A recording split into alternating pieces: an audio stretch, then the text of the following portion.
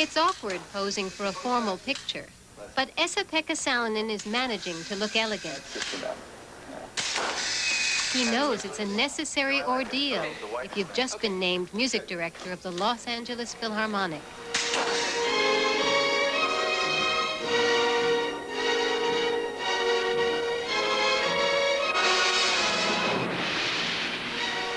I think that the special quality about conducting is the communication. There are moments when you feel like being one unit together with 100 other people. The kind of rapport, the kind of communication, dialogue I have with this orchestra is something very rare.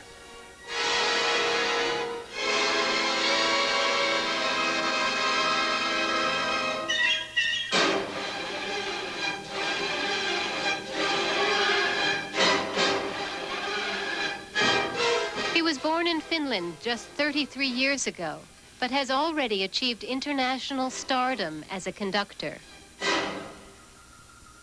Salonen came to prominence 8 years ago, when at the last minute he filled in for an ailing conductor in London. His interpretation of Mahler's Third Symphony won rave reviews.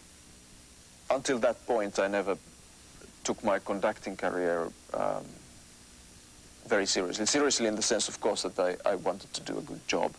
And the concerts I conducted, I wanted to conduct as well as possible. But I never thought seriously that I would become a professional, full-time, international, whatever that means, conductor. And then bring everybody in on the Sunday for a great jamboree here. Over the past 8 busy years, Salonen made many appearances as a guest conductor with the Los Angeles Philharmonic, impressing its managing director, Ernest Fleischmann. So when conductor Andrei Previn announced he was stepping down as music director, Salonen was named to replace him. This is going to be one of the most important partnerships between an orchestra and a conductor that this country has ever known. The potential, as far as I'm concerned, is limitless. Esa-Pekka just has a presence about him. I can't explain it. Flutist Ann Diener Giles has been with the orchestra for 20 years. He walks in, he's very casually dressed, he's very young.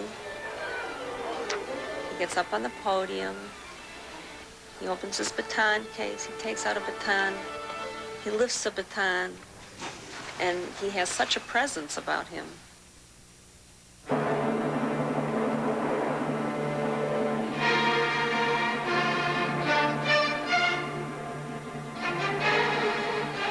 Conductors should try to create a climate where the orchestra wants to work, where the orchestra wants to play well. And I don't think that an orchestra shows real commitment unless the conductor shows a real commitment as well. And you have to be able to show that things matter.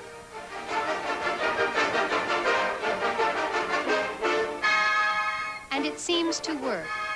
In Salonen's hands, The Rite of Spring by Stravinsky sounds as startling and new as it did to audiences when it was first heard 80 years ago.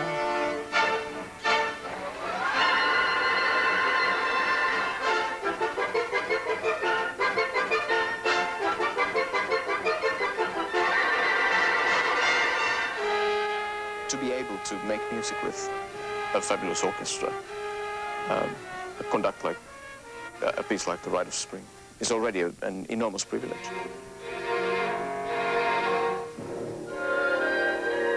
I think about half, but more pressure, slower speed, and a lot of vibrato.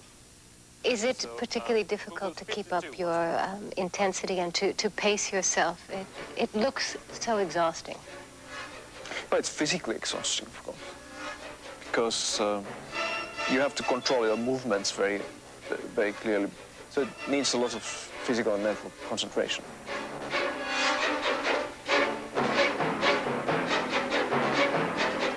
Salonen studied at the Sibelius Academy in Finland and was mainly interested in composing.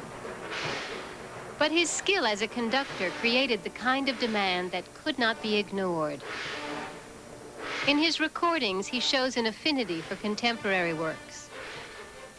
I do think that all good music is also radical music, and all good music is, or has been, and still can be provocative. And he thinks that audiences in Los Angeles are ready to be as open and experimental as he is. There's one very nice thing about Los Angeles, and that's the almost total lack of tradition. Nobody says that this is the way we have done this for the last 300 years. Why would you like to change it now? And the other aspect that fascinates me in this place is the cultural and ethnic diversity, which is quite unique. Unique, but also a challenge for a music director. Salonen and Peter Sellers, who is a creative consultant to the orchestra, visited some arts institutions that tourists don't always go to see. Say they haven't done anything to you, and he said they just all feel bad. One of the things I'm very interested in, obviously, is how to reach the people who traditionally do not come to symphony concerts. French horn was my main instrument. Also, I played the piano very badly. After a concert for high school students, Esa-Pekka Salonen takes the time to answer questions. He knows that without attracting young people, a symphony orchestra cannot survive.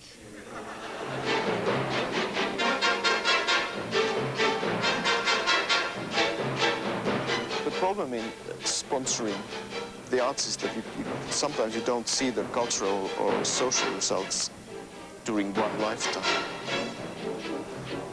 I know that a society without good music would be impossible to live in.